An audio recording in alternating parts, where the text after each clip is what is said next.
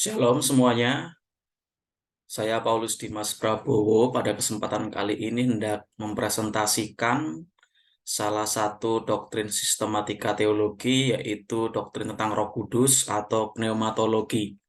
Baik, ada beberapa bagian utama yang hendak saya sampaikan pada kesempatan kali ini terkait dengan Roh Kudus. Nah, ini ada statement pembuka, teman-teman, bahwa Roh Kudus adalah satu dari 3 pribadi Allah Tritunggal. Nah, saya lebih suka menyebut Roh Kudus sebagai satu dari 3 pribadi ketimbang pribadi ketiga Tritunggal. Kalau kita menyebut pribadi ketiga itu seolah-olah bermakna urutan atau hierarkis ya. Itu sebabnya saya lebih suka menyebut Roh Kudus adalah satu dari 3 pribadi Allah Tritunggal. Jadi Roh Kudus itu adalah pribadi, dia setara dengan Bapa maupun Kristus. Nah, hal pertama yang mau kita pelajari ialah terkait kepribadian Roh Kudus. Nah, kepribadiannya ditegaskan oleh identitasnya yang diungkap di dalam Alkitab. Dia punya kepribadian, ya, punya kecerdasan, punya emosi, punya kehendak. Dia juga kadang-kadang disebut sebagai benda atau pengaruh. Nah, ini menurut Arius di abad keempat. Tapi faktanya Roh Kudus itu seorang pribadi dan dia itu punya kepribadian. Jadi Roh Kudus itu bukan sekedar benda atau sekedar pengaruh, ya, tapi betul-betul pribadi yang punya emosi dan kehendak. Nah, Arius ini mengatakan di abad keempat bahwa Roh Kudus itu benda dan sekedar pengaruh. Tapi pandangan Arius ini kita tolak. Jadi Roh Kudus itu adalah seorang pribadi. Nah, kepribadian Roh Kudus juga dijelaskan oleh atributnya. Dia punya intelektual, dia bisa menyelidiki segala sesuatu, dia punya pengetahuan, dia memiliki pikiran Allah, dijelaskan di kitab suci. Dia punya pikiran yang dalam bahasa Yunani disebut dengan phronema, ini artinya cara berpikir, tujuan, atau aspirasi. Roh Kudus juga punya perasaan ya teman-teman, dia bisa bersedih, dia bisa didukakan. Ketika orang percaya itu berdusta, ketika orang percaya itu marah, malas, berkata-kata kotor, nah disitulah Roh Kudus didukakan. Nah, Roh Kudus juga punya kehendak, ya. Dia punya kehendak, punya kebebasan dalam memberi karunia. Ini dijelaskan di 1 Korintus 12 ayat 11. Jadi, Roh Kudus memberikan kepada setiap orang percaya itu menurut kehendaknya ya, karunia demi karunia untuk pembangunan tubuh Kristus. Kemudian dalam bermisi juga Roh Kudus menyatakan kehendaknya. Misal ketika Rasul Paulus hendak bermisi di daerah Asia, itu Roh Kudus melarang ya, Roh Yesus melarang. Kemudian Roh Kudus justru menghendaki ke Makedonia. Nah, di situ kita bisa tahu bahwa Roh Kudus itu punya kehendak. Sama seperti Kristus punya kehendak, sama seperti Bapa punya kehendak, Roh Kudus itu juga punya kehendak. Nah, kepribadian Roh Kudus juga dijelaskan atau ditegaskan oleh karyanya. Nah, Roh Kudus itu bisa mengajar. Ini yang ditegaskan Yesus dalam Yohanes 14 ayat 16, di mana di situ Roh Kudus akan mengajar para murid sesuai dengan apa yang Yesus telah ajarkan. Roh Kudus juga bersaksi. Nah, ini di Yohanes 15 ayat 16, Yesus mengatakan bahwa Roh Kudus itu juga bersaksi. Roh Kudus juga menuntun kepada seluruh kebenaran. Roh Kudus juga menginsafkan akan apa? Akan dosa, kebenaran, dan penghakiman. Roh Kudus juga melahirbarukan, sebab lahir baru itu adalah syarat seseorang bisa menerima hidup yang kekal, dan ini pekerjaan Roh Kudus ya, bukan pekerjaan manusia, bukan pekerjaan orang percaya. Itu sebabnya lahir baru itu pun sebuah anugerah, karena itu karya Allah Tritunggal yang dikerjakan lewat Rohul Kudus. Roh Kudus juga seorang pengantara. Ini di Roma 8 ayat 26, ini salah satu teks yang terkenal, di mana ketika seorang percaya mengalami pergumulan di tengah dunia yang memang sedang terluka akibat kejatuhan dalam dosa ini, Roh Kudus itu membantu orang percaya. Nah, salah satunya apa? Dia berdoa bagi orang-orang percaya yang menderita dengan keluhan-keluhan yang tidak terucapkan. Nah, Roh Kudus juga memerintah. Nah, ini seperti Yesus memerintah, seperti Bapa memerintah, Roh Kudus juga memerintah. Lah pemerintah dalam hal apa? Kita bisa melihat bahwa Roh Kudus itu memerintah dalam hal memilih orang untuk bermisi, untuk menyebarkan Injil, kemudian menyuruh atau mendorong ke tempat tertentu. Jadi Roh Kudus itu yang memilih lokasi penginjilan. Nah, ini yang di Kisah Rasul 16 ayat 6 melarang penginjilan di Asia. Ini kasusnya Paulus. Ketika dia ingin mengajarkan atau menyebarkan Injil di daerah Asia, Bitinia dan sekitarnya, tapi Roh Kudus melarang dan justru menghendaki Paulus untuk bermisi di daerah Makedonia, sudah menyeberang ke benua Eropa. Jadi ini karya-karya Roh Kudus secara umum yang menegaskan kepribadiannya. Nah, Roh Kudus kepribadiannya juga bisa ditegaskan oleh keadaannya. Ini beberapa mirip dengan apa yang sudah kita ungkap tadi ya. Dia bisa didukakan. Ini baik PL maupun PB memiliki ayat-ayatnya masing-masing yang menjelaskan bahwa Roh Kudus itu bisa berduka ketika orang percaya itu berbuat dosa, ya. Roh Kudus juga bisa dihujat. Ini yang Yesus katakan di Matius maupun Markus. Nah, menghujat Roh Kudus itu apa? Sebetulnya ini terkait dengan menolak kesaksian Yesus, tidak percaya kepada karya Yesus. Ini dilakukan oleh orang-orang Yahudi, orang-orang Farisi yang menganggap bahwa semua karya yang Yesus lakukan, menyembuhkan orang sakit dan lain sebagainya itu berasal dari si iblis, dari Beelzebul. Nah, itu sama saja dengan dosa menghujat Roh Kudus karena menolak kesaksian, ya, menolak kesaksian Kristus tentang kebenaran. Roh Kudus juga bisa ditolak. Nah, ini menolak Roh Kudus dikaitkan dengan menolak berita keselamatan dalam Kristus Yesus. Ini ayatnya di Kisah Rasul 7 ayat 51. Jadi ketika seseorang menolak Injil, ya, dia menolak Roh Kudus. Berarti dosa ini dilakukan oleh orang yang belum percaya. Jadi rupanya bukan cuma laki-laki ya yang bisa ditolak ya, sakit hati, berduka gitu, tapi Roh Kudus juga bisa ditolak ketika berita Injil itu tidak diterima oleh seseorang. Roh Kudus juga bisa didustai. Ini bukan berarti Roh Kudus itu gampang kena kibul, bukan.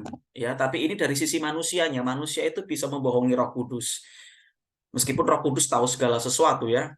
Nah, ini kasusnya ada di Kisah Rasul 5 ayat 3 terkait kisah Ananias dan Safira. Nah, ini berusaha untuk mendustai Roh Kudus terkait persembahan ya, terkait finansial seperti itu. Nah, tapi juga Roh Kudus bisa ditaati ya. Manusia, orang percaya juga bisa memilih untuk menaati Roh Kudus. Ini di Kisah Rasul 10 kita bisa melihat bahwa ketika Petrus diutus untuk melayani Kornelius, awalnya dia menolak ya. Dari mana dia menolak? Ketika dia mendapat penglihatan disuruh makan makanan yang oleh orang Yahudi itu dianggap najis dan haram, kemudian Roh Kudus mendorongnya untuk makan ya, makan makanan itu, dan itu menjadi pertanda bahwa Roh Kudus itu memerintahkan Petrus untuk melayani bangsa lain, dan Petrus akhirnya taat. Oke, itu yang pertama ya, terkait kepribadian Roh Kudus. Nah, bagian yang kedua ini terkait keilahian Roh Kudus. Jadi Roh Kudus itu adalah Allah ya, Allah sejati. Nah, kita bisa mengerti keilahian Roh Kudus itu dari sebutan yang disematkan kepadanya. Roh Kudus itu disebut Roh Allah ya dalam 1 Korintus 2 ayat 11.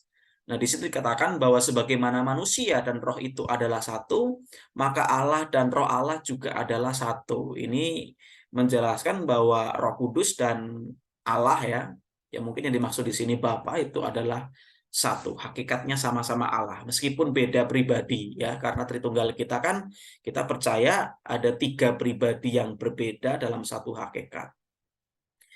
Nah, Roh Kudus juga disebut Roh Kristus. Nah, jadi sehakikat dengan Kristus. Hakikatnya apa? Allah. Ini di Kisah Rasul 16 ayat 6 sampai 7 di mana Roh Kudus dan Roh Yesus itu disebut secara bergantian untuk konteks yang sama. Ini kalau dalam dunia puisi ya, ini disebut paralelisme, ada kesejajaran di situ. Ada kesejajaran. Jadi sejajar antara Roh Yesus dan Roh Kudus. Nah, pada akhirnya kesetaraan dalam Trinitas juga dibuktikan dalam Roma 8 ayat 9 sampai 11, di mana kata roh, Roh Kristus, Roh Allah dan roh Dia atau roh Bapa itu disebut secara bergantian dalam ayat 9, 10, dan 11 dalam konteks yang sama di Roma 8. Nah, ini menunjukkan adanya kesetaraan dalam Trinitas. Tidak ada yang lebih tinggi, tidak ada yang lebih kurang. Itu sebabnya di awal saya bilang saya lebih suka menyebut Roh Kudus sebagai satu dari tiga pribadi Allah Tritunggal ketimbang pribadi ketiga. Nah, itu memang ada orang tertentu yang memahami, oke lah, itu masalah terminologi doang, nggak usah dipermasalahkan. Tapi bagi orang tertentu, itu dianggap seperti urutan. Bapa pribadi pertama, anak pribadi kedua, Roh Kudus pribadi ketiga. Seperti ada urutan ya. Juara pertama, juara kedua, juara ketiga. Klasemen pertama, klasemen kedua, klasemen ketiga. Nah, semacam itu. Tapi kitab suci menjelaskan bahwa Roh Kudus itu setara dengan Bapa dan Kristus.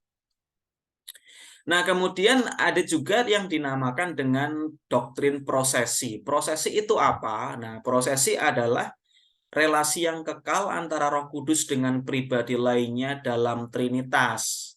Ini menunjukkan bahwa Roh Kudus datang dari Bapa maupun Anak. Karena dalam sejarah doktrin itu ada yang mengatakan Roh Kudus cuma keluar dari Bapa. Nah, seperti itu. Tapi kitab suci mengatakan bahwa Roh Kudus itu keluar dari Bapa maupun Anak. Nah, salah satu nats yang bisa dipakai untuk mengokohkan doktrin prosesi ini ialah Yohanes 15 ayat 26. Di situ disebut bahwa Roh Kudus diutus oleh Yesus, tapi Roh Kudus itu juga keluar ya dari Bapa. Nah, ada penekanan khusus terhadap kata keluar ya. Nah, ini dari kata Yunani ekporeumai. Ini artinya keluar atau maju terus.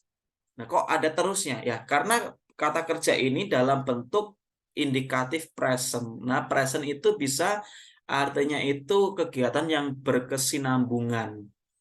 Jadi, ini Roh Kudus terus-menerus keluar. Ini artinya relasi ya, hubungan yang abadi penekanannya di situ.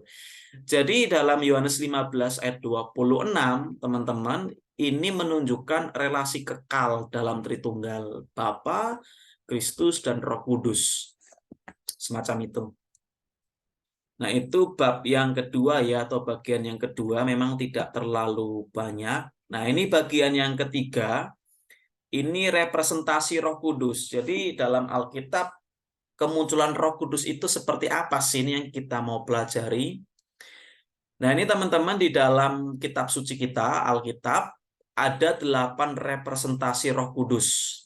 Ya, ini saya kasih lambang-lambang di sini untuk memudahkan kita memahami ya. Yang pertama itu pakaian. Roh Kudus itu digambarkan seperti pakaian. Ini di Lukas 24 ayat 49. Memang dalam ayat itu tidak ada kata pakaian, adanya kata diperlengkapi. Cuma kata diperlengkapi itu dari kata Yunani enduo yang secara hurufiah dikenakan pakaian. Jadi ketika murid-muridnya itu diperlengkapi dengan kuasa Roh Kudus, itu seperti murid-muridnya itu dipakaikan baju atau pakaian. Nah, ini simbol pemberian kuasa ketika mengenakan Roh Kudus seperti seseorang mengenakan pakaian. Jadi ternyata representasi Roh Kudus itu bukan cuma merpati ya teman-teman, bukan cuma burung, tapi yang pertama itu pakaian. Nah, yang kedua ini yang paling terkenal itu merpati. Ini sering kita lihat di poster-poster, kita lihat di wallpaper ya kan. Nah, ini di Matius 3 ayat 16, di Markus 1 ayat 10, di Lukas 3 ayat 22, Yohanes 1 ayat 32, semua terkait peristiwa pembaptisan Yesus. Di situ muncullah Roh Kudus dalam rupa burung merpati. Nah, ini maknanya apa? Ini ternyata simbol kemurnian dan kedamaian. Nah, ini menurut para penafsir seperti itu. Kemudian, Roh Kudus juga direpresentasikan sebagai jaminan. Ini muncul di 2 Korintus 1 ayat 22 ya. Jadi Roh Kudus itu adalah jaminan bagi kita sebelum kita memperoleh keselamatan kita hingga puncaknya ya, yaitu kekekalan nanti Yesus datang kedua kali ya. Nah, ini kata jaminan ini dari kata Yunani arabon, ini artinya uang muka. Ini istilah perdagangan, teman-teman. Jadi ketika seseorang hendak membeli barang tertentu yang mengharuskan dia memberikan jaminan, nah, dia biasanya memberikan uang muka. Nah, itu uang muka itu adalah keabsahan pembelian ya. Tidak bisa dibatalkan, keabsahan. Nah, Roh Kudus digambarkan seperti uang muka ya. Artinya ini menjelaskan keamanan dalam Kristus. Jadi kalau kita diselamatkan, apa sih jaminannya saya bisa aman sampai kekekalan, yaitu Roh Kudus ya. Jaminan ini uang muka ya, kita kenalnya dengan istilah DP ya. Kalau teman-teman ada yang pernah nyicil motor, nyicil laptop, nyicil handphone, itu biasanya ada jaminan. Catering, nasi kuning, nasi ayam, ingkung itu kadang juga minta DP di awal. Roh Kudus juga disebut atau direpresentasikan sebagai api ya. Ini beberapa logo gereja di Indonesia banyak yang memakai api, yaitu artinya bukan bikin huru-hara kerusuhan bakar-bakar tuh enggak, teman-teman. Api itu melambangkan Roh Kudus sebetulnya, karena ini muncul di Kisah Rasul 2 ayat 3 ketika hari Pentakosta ya. Di situ pencurahan Roh Kudus, dan Roh Kudus muncul atau turun dalam rupa lidah-lidah api. Nah, ini simbol kehadiran Tuhan. Kemudian representasi yang berikutnya itu air. Nah, habis api sekarang air nih. Ini muncul di Yohanes 4 ayat 14, pasal 7 ayat 37 sampai 39. Nah, di Perjanjian Lama juga muncul ya, teman-teman, di Yehezkiel 36 ayat 25 sampai 27. Nah, ini dikaitkan dengan hidup yang baru, dengan pembaruan. Nah, seperti itu. Jadi air di sini adalah simbol penerimaan dan hidup yang kekal. Kemudian bukan cuma api, bukan cuma air, tapi Roh Kudus juga direpresentasikan sebagai angin. Nah, ini mirip unsur bumi ya, teman-teman. Ada api, air, angin. Ini buat teman-teman yang suka nonton Avatar ya, ada unsur api, air, angin ya. Ini bukan seperti itu. Tanahnya nggak ada ini ya, cuma mentok api, air, angin. Nah, representasi Roh Kudus sebagai angin nih kita bisa lihat di Yohanes 3 ayat 8 ketika Yesus bercakap-cakap dengan Nikodemus. Dan Yesus menjelaskan tentang lahir baru. Di situ dijelaskan bahwa kelahiran baru itu seperti angin. Dia tidak terlihat, tapi dia juga berdaulat. Tidak terlihat gimana maksudnya? Orang lain tidak bisa tahu kita lahir baru atau tidak untuk pertama kali ya. Jadi lahir baru itu tidak ada tanda-tanda lahiriah di awalnya. Tidak ada manifestasi tertentu. Karena itu pekerjaan Roh Kudus ya. Kemudian angin itu kan bisa menggerakkan benda-benda tertentu. Ya, kertas itu bisa dia dorong.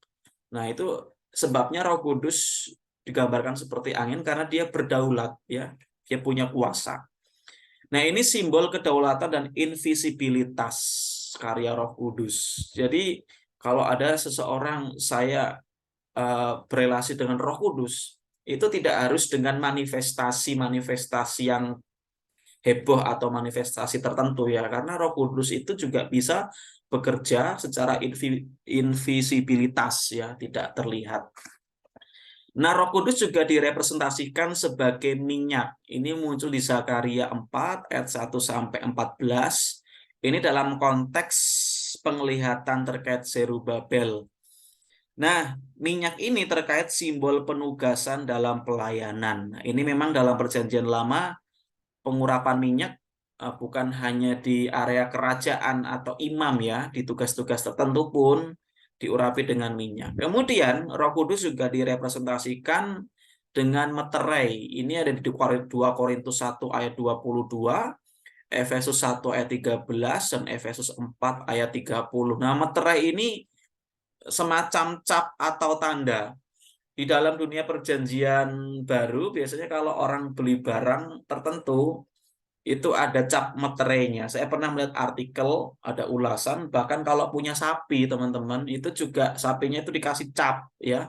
Itu bukti milik, tanda milik.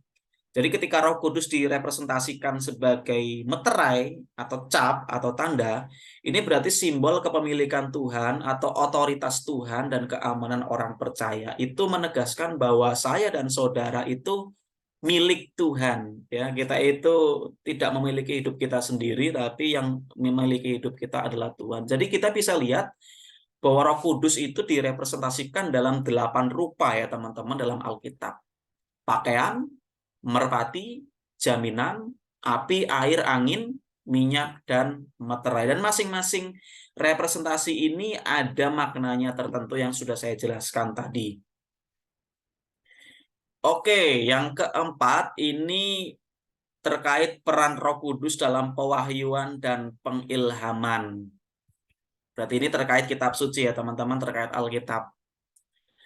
Baik, pertama-tama kita perlu membedakan antara pewahyuan atau revelation dengan pengilhaman atau inspiration. Pertama kita lihat yang revelation dulu ya. Nah, secara etimologi kata revelation atau wahyu itu dari kata Yunani apokalipsis, artinya itu pengungkapan atau pembukaan, dan ini digunakan untuk menggambarkan penyingkapan sebuah patung setelah diselesaikan oleh seorang pematung atau seniman. Jadi kalau saya gambarkan tuh, kadang patung tuh udah jadi, masih dia tutupi kain, kemudian ketika di launching atau dipublish pertama kali itu dibuka, ya, disingkapkan di khalayak ramai. Nah, secara biblika, revelation atau pewahyuan itu tindakan Tuhan mengungkapkan kepada manusia yang sebelumnya tersembunyi. Dan wahyu ini lebih terkait dengan materi, apa yang Tuhan sampaikan. Nah, sedangkan inspiration atau pengilhaman secara etimologi ini dari kata Yunani theopneustos ya, yang artinya secara hurufiah Allah menghembuskan keluar. Ini muncul di 2 Timotius 3 ayat 16.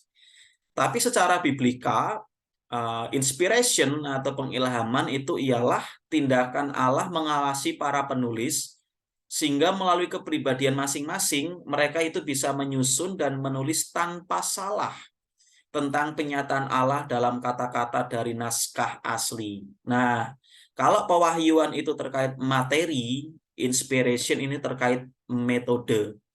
Kalau revelation terkait apa yang Tuhan ungkapkan, inspiration itu terkait bagaimana Tuhan membimbing para penulis. Nah, bedanya seperti itu ya, teman-teman. Jadi kalau wahyu itu dari Tuhan ke manusia, isinya apa? Tapi kalau inspiration itu dari Tuhan melalui manusia, ya. Ada kata penghubung yang beda. Dan menariknya Tuhan atau Allah ini tetap memakai kepribadian masing-masing penulis. Itu sebabnya beda penulis bisa beda corak penulisan. Misalnya cara penulisan Markus beda dengan cara penulisan Lukas. Ya, Lukas yang seorang akademik ya, seorang dokter biasa berpikir ilmiah sistematik, kita bisa melihat urutan sejarahnya sedemikian rupa. Paulus yang dia seorang pemikir dari latar belakang Yahudi, dia cerdas ya, dia pengetahuan tentang agamanya itu ngelotok. Kita bisa lihat tulisan-tulisannya itu terkait pemahaman tentang Taurat dan lain sebagainya. Kita bisa lihat cara Yesaya menulis, cara Yeremia menulis, ya. Nabi-nabi besar itu pun punya coraknya masing-masing ya. Jadi Tuhan tetap pakai itu, dan ini dikatakan bahwa benar tanpa salah dalam naskah asli. Artinya apa? Memang di kemudian hari ada banyak salinan-salinan ya teman-teman, dan kadang itu ada beberapa perbedaan. Kadang perbedaannya itu tidak terlalu signifikan, misal perbedaan vokal. Ini kalau di teks-teks PL nih kadang ada perbedaan vokal, karena di teks Ibrani yang asli itu kan tidak ada vokal ya, Ibrani gundul, tapi salinan yang satu dengan salinan yang lain tuh kadang ada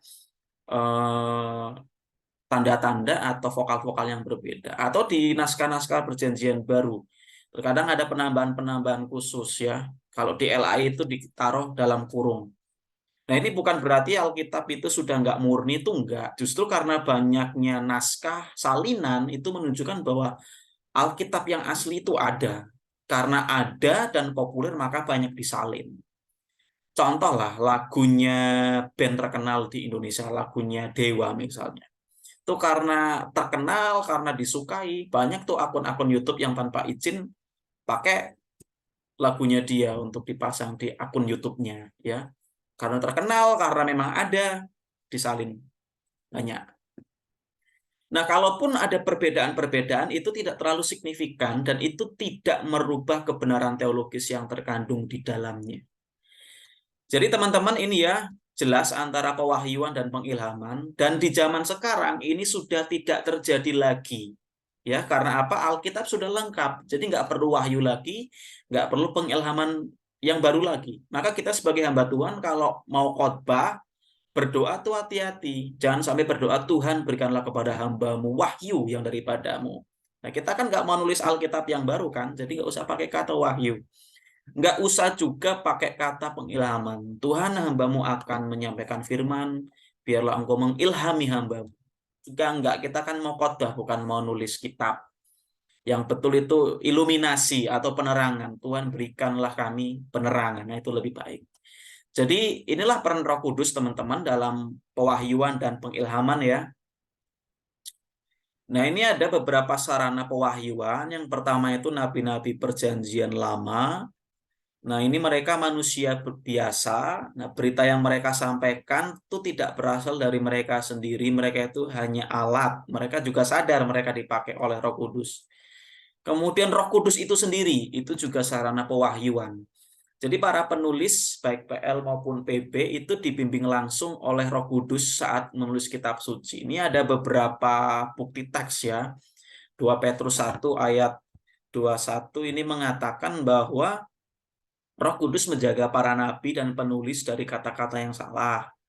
Kemudian di 2 Samuel 23 ayat 2 di situ dikatakan Daud dikuasai oleh Roh Kudus saat berkata-kata. Nah, ini kemudian dikutip lagi di Kisah Rasul 4 ayat 25 dan Matius 22 ayat 43. Kemudian di Yeskiel di bagian-bagian tertentu kita bisa melihat bahwa Roh Kudus itu memampukan nabi melalui visi yang diperolehnya, memampukan untuk menulis ya maksudnya. Kemudian dalam Mika 3:8 dikatakan bahwa Roh Kudus memampukan nabi untuk berkata-kata kepada bangsanya. Jadi sekali lagi nabi atau rasul itu hanya instrumen, hanya alat. Tapi yang bekerja itu ialah Roh Kudus.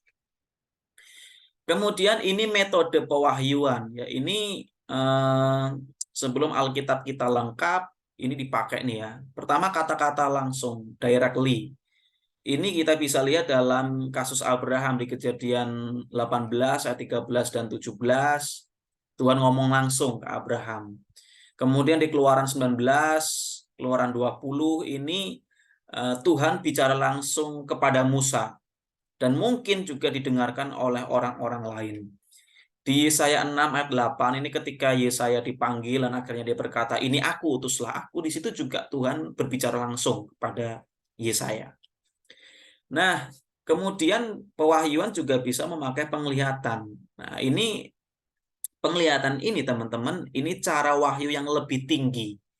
Karena ini biasanya diberikan kepada orang-orang yang sudah dewasa secara rohani, yang sudah percaya Tuhan lah istilahnya. Nah, itu sebabnya ada salah satu panggilan nih di Perjanjian Lama, yaitu pelihat. Karena dia orang yang mendapat penglihatan. Dia orang yang betul-betul dipercaya, orang-orang yang sudah dewasa secara rohani. Ini ada beberapa contoh, misalnya Abraham di Kejadian 15, kemudian Nathan di 1 Tawari 17, Yeskiel, dan kemudian Daniel. Itu mendapat penglihatan. Mereka biasanya ialah orang-orang yang sudah punya hubungan dekat dengan Tuhan ya. Nah, kemudian juga pakai mimpi. Nah, kalau penglihatan itu levelnya tinggi, kalau mimpi itu levelnya rendah. Karena apa? Ini diberikan kepada orang-orang kafir, orang-orang yang belum percaya, sebagai hak istimewa untuk berkomunikasi dengan Tuhan secara tatap muka lewat mimpi. Ya. Jadi ada bedanya nih antara mimpi dan penglihatan. Di PL satu untuk orang yang sudah punya hubungan dengan Tuhan, yang satu orang yang belum percaya, belum punya hubungan dengan Tuhan. Lalu juga bisa lewat teofani. Teofani ini dari kata theos dan phanein ya. Dari kata Allah dan penampakan. Jadi teofani ini manifestasi fisik dari Tuhan yang sering terlihat.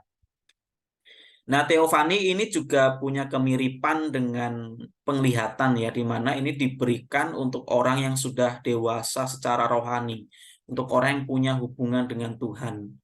Ini kita bisa lihat terjadi dalam kasus Abraham, Yosua, Gideon, dan Daniel. Mereka menerima teofani. Nah, kita mau lihat nih, pengilhaman dalam perjanjian lama itu sebetulnya seperti apa sih? Nah, kita bisa lihat 3 poin di sini.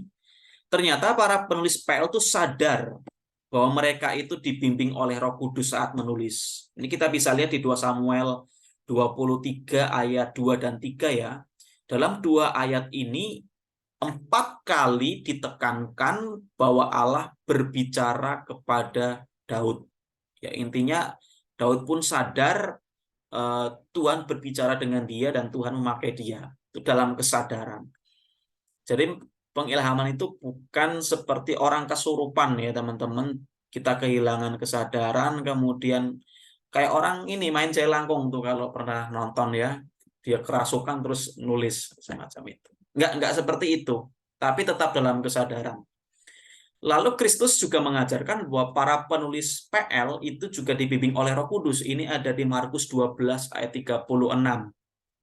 Ini misalnya Yesus nih pernah mengutip Mazmur 110 di mana Daud mengucapkan kata-kata dalam Roh Kudus. Artinya apa? Kata-kata yang Daud ucapkan itu diilhami oleh Roh Kudus. Kemudian para rasul itu juga mengajarkan bahwa penulis PL ini dibimbing oleh Roh Kudus. Ini ada di Kisah Rasul 1 ya ayat 16, Kisah Rasul 4 ayat 24 dan 25, dan Kisah Rasul 28 ayat 25. Dalam menjelaskan kematian Yudas, Petrus mengatakan bahwa hal itu harus terjadi karena itulah yang dinubuatkan oleh Roh Kudus melalui Daud. Jadi para rasul ini pun sadar bahwa para penulis PL itu juga dipakai oleh Roh Kudus. Nah, seperti itu. Artinya apa? Berarti pemahaman tentang pengilhaman itu bukan hanya dimengerti setelah era Bapak Gereja ya atau era para rasul, itu enggak. Para rasul sendiri pun sudah sadar. Nah, ini terkait pengilhaman di Perjanjian Baru. Nah, ini ada pengesahan Kristus tentang PB. Gimana sih Yesus memandang Perjanjian Baru? Nah, dalam Yohanes 14 ayat 26 dan Yohanes 16 ayat 14 dikatakan bahwa intinya Yesus menjamin bahwa para rasul akan dijaga sehingga mereka dimampukan menulis tanpa salah sesuai dengan apa yang mereka dengar dari Yesus. Bimbingan ini berupa apa? Yang pertama nih, membantu penulis mengingat ajaran Kristus. Jadi ketika para rasul, para penulis itu mengingat ajaran Kristus, itu adalah salah satu pekerjaan Roh Kudus ya. Kemudian memungkinkan mereka untuk memahami secara teologis apa yang mereka sedang tulis. Mahasiswa kadang tidak memahami apa yang mereka tulis deskripsinya, ya. Tapi para penulis kitab enggak. Mereka tahu apa yang sedang mereka tulis. Karena apa? Ada Roh Kudus ya. Dan menjamin penyelesaian seluruh perjanjian baru. Nah, makna kata seluruh kebenaran dalam Yohanes 14 ayat 26 itu ada yang memaknai ini adalah seluruh Alkitab ya, sampai lengkap. Jadi Yesus menjamin bahwa kitab yang kita pegang sekarang ini yang lengkap itu Yesus jamin proses penulisannya sampai selesai. Kemudian penulis PB juga sadar bahwa mereka menulis kitab suci. Ini dilakukan oleh Paulus ya, baik dalam Galatia, 1 Korintus, 1 Tesalonika. Itu intinya Paulus sadar bahwa kepada dia diberikan wahyu secara langsung, dia diajar oleh Roh Kudus, dia meroleh perintah Allah yang bebas dari kesalahan, dan dia mengajarkan kepada gereja mula-mula tentang firman Allah yang dia akui itu datang dari Allah. Jadi Paulus sadar dia itu menulis dari Roh Kudus. Kemudian penulis PB saling mengakui tulisan satu sama lain. Ini menarik ya, jadi tidak ada kompetisi, tidak ada kompetitif, tapi kolaborasi dan saling mengakui. Ini 1 Timotius 5:18. Di situ Paulus mengutip Ulangan 25 dan Lukas 10 ya, menganggap mereka memiliki otoritas yang sama. Kemudian 2 Petrus 3 ayat 16, Petrus menyamakan tulisan Paulus dengan bagian lain dari kitab suci. Jadi intinya apa? Baik Paulus maupun Petrus itu mengakui penulis yang lain itu juga dari Roh Kudus. Ya, seperti itu. Oke, nah ini bagian yang terakhir dan ini agak cukup banyak, tapi saya upayakan eh, secara singkat pada jelas menyampaikan ya. Jadi bab yang terakhir ini ialah pelayanan Roh Kudus. Nah, seperti itu. Nah, di dalam Perjanjian Lama, pelayanan Roh Kudus itu ada dalam 4 bentuk, yaitu regenerasi atau pembaruan. Ini digaungkan oleh Yeskiel ya. Jadi ternyata regenerasi Roh Kudus itu sudah diumumkan di Yeskiel. Nah, kita lihat tadi di representasi Roh Kudus, simbolnya adalah air. Lalu menahan dosa. Ini kita bisa lihat di Kejadian 6 ayat 3. Ini menunjukkan usaha roh dalam menahan dosa itu terbatas karena apa? Manusia menolak untuk mengindahkan pelan roh. Ini intinya dalam kasus Nabi Nuh. Ya, seperti itu ya teman-teman. Kita nggak akan banyak di situ. Kemudian Roh Kudus juga mendiami, tapi secara selektif, kemudian temporal, sementara, beda dengan di dunia perjanjian baru. Nah, dalam PL, Roh Kudus itu mendiami untuk tugas-tugas tertentu saja. Untuk orang-orang tertentu, sifatnya sementara. Misalnya Otniel di Hakim-Hakim 3, Gideon, Yefta, Simson, Bileam, Yosua, bahkan Daud, itu didiami sementara untuk tugas-tugas tertentu.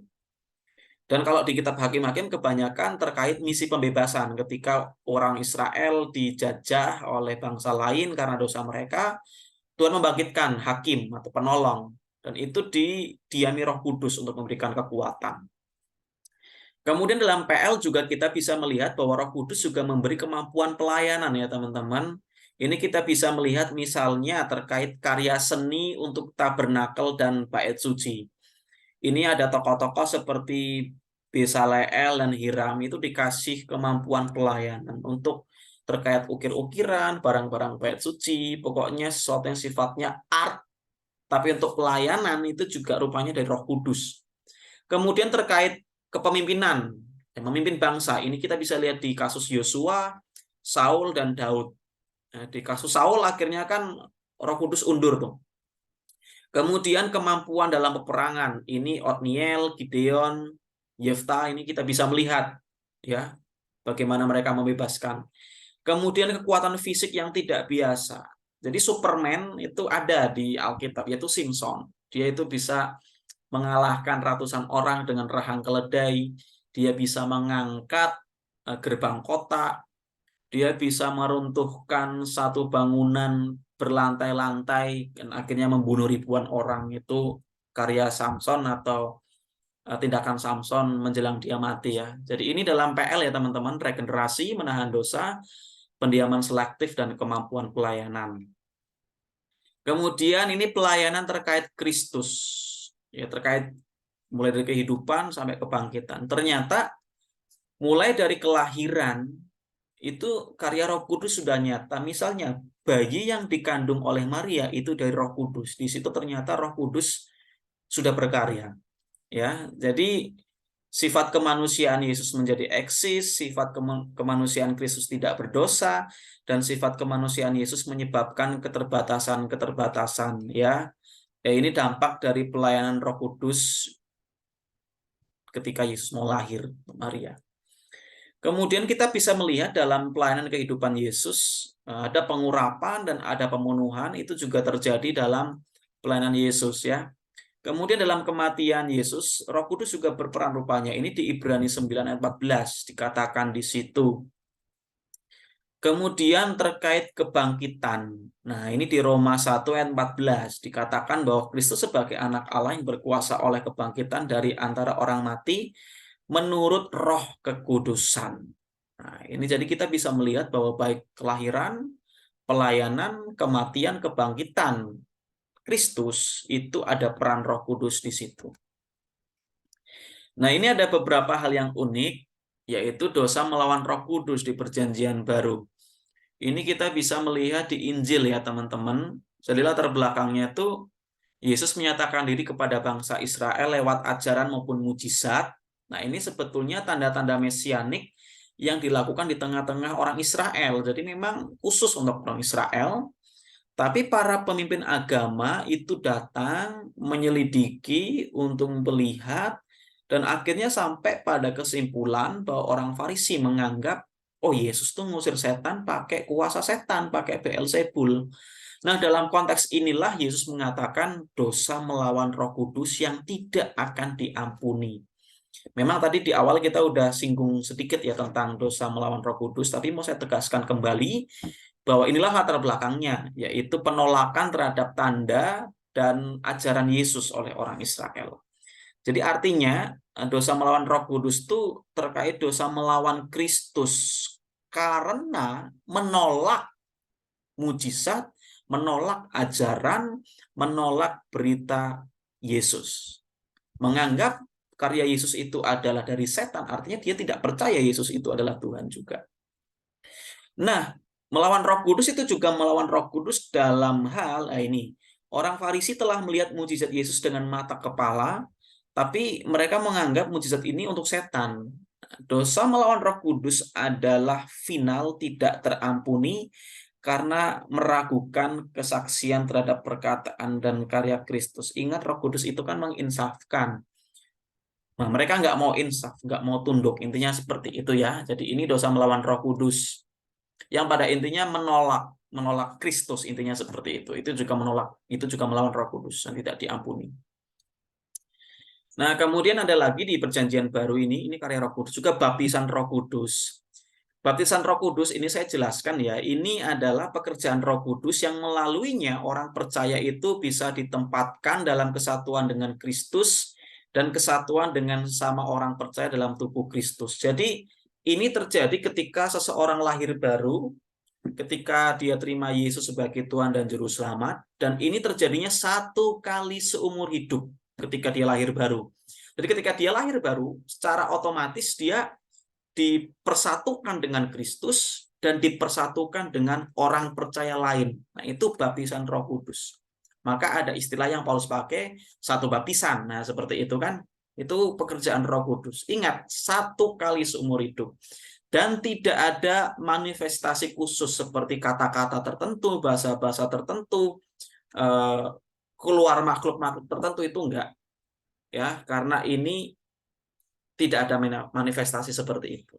Ini terjadi satu kali ketika seseorang lahir baru. Nah, kemudian ada pendiaman Roh Kudus. Sama, pendiaman Roh Kudus ini juga terjadi ketika seseorang diselamatkan. Jadi pendiaman Roh Kudus ini adalah karunia, ini pemberian sifatnya ketika seseorang diselamatkan. Mirip dengan baptisan Roh Kudus, terjadi satu kali seumur hidup ketika mereka lahir baru, ketika diselamatkan.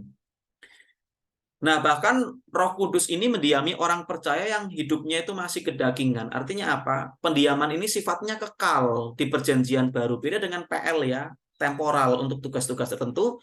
Tapi di PB, di era gereja, zaman anugerah, itu Roh Kudus mendiami orang percaya walaupun hidupnya itu kadang masih kedagingan, masih seperti manusia lama. Jadi seperti itu ya teman-teman, pendiaman Roh Kudus itu permanen, nggak bisa keluar masuk. Jadi kalau kita yang udah percaya nyanyi, mari masuk. Nah, ngapain? Wong dia udah masuk, permanen kok disuruh masuk lagi. Ya, seperti itu ya. Jadi pendiaman Roh Kudus itu satu kali seumur hidup dan permanen. Pemeterian Roh Kudus. Nah, ini adalah karya Allah untuk menjamin keselamatan orang-orang percaya. Sama, ini juga terjadi satu kali seumur hidup ketika seseorang lahir baru. Tidak bisa diulang, satu kali seumur hidup. Dan pemeterian Roh Kudus ini menegaskan kepemilikan bahwa ketika kita diselamatkan, lahir baru, kita jadi milik Kristus. Ya, kita ada yang memiliki. Dan ini juga menjelaskan perlindungan karena kita sudah dimiliki oleh Tuhan, maka hidup kita di dalam perlindungannya. Jadi ini menyadari bahwa kita punya Roh Kudus, berarti kita menyadari bahwa kita ini dimiliki oleh Tuhan dan dilindungi oleh Tuhan. Nah, penghiburannya di situ. Nah, ini karunia-karunia Roh Kudus. Nah, ini terkait dengan orang percaya ya, dalam pertumbuhan imannya dan dalam pelayanan. Apa yang kita bahas tadi itu sifatnya semua sekali seumur hidup, ya, karya Roh Kudus, ya. Dan itu terkait keselamatan atau ketika peristiwa lahir baru. Tapi kalau karunia Roh Kudus ini terkait pelayanan. Kita akan lihat ya pengertiannya nih. Ini pemberian ilahi berupa kemampuan khusus kepada anggota-anggota tubuh Kristus untuk pelayanan. Nah, PP memakai dua istilah yaitu pneumatikos, itu artinya hal-hal yang berkaitan dengan roh, ini juga terkait karunia rohani. Kemudian karisma, ini di pasal yang sama ya, di 1 Korintus 12, ini artinya pemberian anugerah. Ini karunia. Nah, karunia itu berbeda dengan talenta. Itu harus kita cermati baik-baik ya, teman-teman. Karunia itu berbeda dengan talenta. Nah, kita bisa lihat nih di tabel yang saya tampilkan di situ, talenta itu bisa melalui orang tua, bisa genetik kadang keturunan. Ada di antara ayah atau kakek kita itu bisa musik, biasanya kita bisa musik. Atau bisa karena orang tua ngasih kita les. Tapi kalau karunia ini mutlak Roh Kudus. Kemudian talenta itu muncul sejak lahir, ya, bisa bawaan. Tapi kalau karunia saat lahir baru. Nah, talenta itu tujuannya lebih ke level jasmani. Ya, hal-hal yang sifatnya dunia. Contoh musik lah. Bisa main gitar klasik. Nah, misalnya seperti itu. Itu kan untuk keperluan jasmani. Nah, kalau karunia itu berkat di level rohani karena pembangunan tubuh Kristus. Nah, baik talenta maupun karunia itu harus kita kenali, kita kembangkan, dan kita latih. Ya, supaya semakin tajam. Nah, persamaannya juga ialah fungsinya sama-sama untuk kemuliaan Tuhan. Jadi kalau kita lihat keponakan kita, anak kita bisa main musik, lalu kita berkata, oh dia punya karunia bermain musik. Saya pikir itu bukan karunia, itu talenta. Oh dia bisa main sepak bola, goceknya bagus, dia karunia luar biasa. Itu bukan karunia, saya pikir itu talenta. Wih, suaranya bagus nih. Mirip Lyodra, mirip Mahalini, atau peserta idol yang lain. Wah, dia karunianya luar biasa. Itu bukan karunia, itu talenta. Kenapa saya bilang seperti itu? Karena di Perjanjian Baru sudah ada daftar-daftar karunia. Nah, bisa dilihat di slide yang sebelah kanan. Jadi karunia di sini ialah menyangkut rasul, nabi, mujizat, penyembuhan, bahasa lidah, menerjemahkan bahasa lidah, penginjil, gembala sekaligus pengajar, guru, terus pelayanan atau diakonia, menolong, iman, menasehati, membedakan roh, menunjukkan kemurahan, memberi, administrasi, hikmat, dan pengetahuan. Nah, itu baru karunia. Ada main musik di situ? Nggak ada. Ya. Ada di situ nyanyi dengan 8 oktav? Nggak ada. Karena itu talenta kalau harus seperti itu. Tapi kalau karunia itu ini dari Roh Kudus. Cuma talenta dan karunia harus dua-duanya kita pakai untuk kemuliaan Tuhan. Soli Deo Gloria. Nah, kemudian pemenuhan Roh Kudus. Nah ini teman-teman. Kalau pendiaman, pemeteraian, baptisan Roh Kudus itu terjadi satu kali seumur hidup ketika dia lahir baru. Kalau pemenuhan itu sifatnya harus terus-menerus, sifatnya harus secara pengalaman. Nah, ini bedanya. Intinya seperti itu. Saya tidak akan baca semuanya ya. Intinya pemenuhan Roh Kudus itu perlu upaya kita. Kalau pemeteraian, pendiaman, baptisan tuh nggak ada upaya kita. Itu murni karya Tuhan. Tapi kalau pemenuhan, itu kita dituntut untuk mengupayakannya seumur hidup kita. Karena ini terkait dengan maturity, kedewasaan rohani kita. Kemudian ini terkait ministry. Kalau kita mau melayani Tuhan, dipakai Tuhan secara semakin efektif, tuh kita harus hidup dipenuhi Roh Kudus. Nah, ini makanya sifatnya dijelaskan di situ. Ini perintah kondisional, artinya pilihan kita, ya. Dan ini berulang, harus kita ulangi seumur hidup. Nah, supaya kita bisa dipenuhi syaratnya, jangan dukakan Roh Kudus lewat kemalasan, kemarahan, perkataan kita, kemudian dosa-dosa kita tuh jangan. Kemudian jangan padamkan Roh Kudus dan kita berupaya hidup oleh roh taat intinya. Nah, hasilnya ialah ada buah roh, kita mendapat pengajaran Roh Kudus, kita ada sukacita, kesatuan, rasa syukur. Nah, artinya apa kalau orang kok susah sukacita? Jangan-jangan dia nggak dipenuhi Roh Kudus. Nah, kemudian kita dipersatukan dalam pelayanan, ada kerukunan tuh di antara tim pelayanan. Kemudian kita punya dedikasi untuk taat kepada Tuhan dan say no to kompromi terhadap dunia. Nah, ini hasil pemenuhan Roh Kudus ya. Beda dengan pemeteraian, baptisan, pendiaman, satu kali seumur hidup, karya Tuhan mutlak, tapi kalau pemenuhan, seumur hidup berkali-kali berulang-ulang dan harus ada upaya kita. Nah, itu yang bisa saya sampaikan dalam kesempatan kali ini. Kiranya penjelasan tentang Roh Kudus ini bisa meluruskan persepsi dan perspektif kita yang selama ini keliru bagi yang belum tahu, atau bagi yang sudah tahu ini bisa menyegarkan kita semua. Ya, terima kasih, Tuhan Yesus memberkati.